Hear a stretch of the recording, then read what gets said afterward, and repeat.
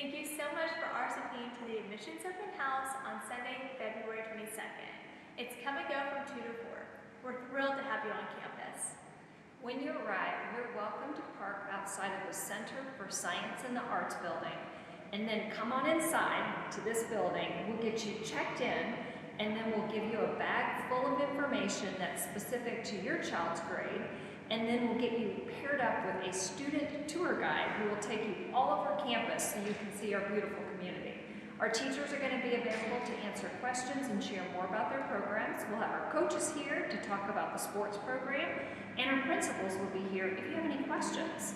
We'll have our financial services coordinator available as well to share about the new TEFA program should you have any questions. We are just so excited for you to come be a part of our community and learn all about us. And your students are welcome to come too. So bring the whole family and we'll see all of you on Sunday, February 22nd.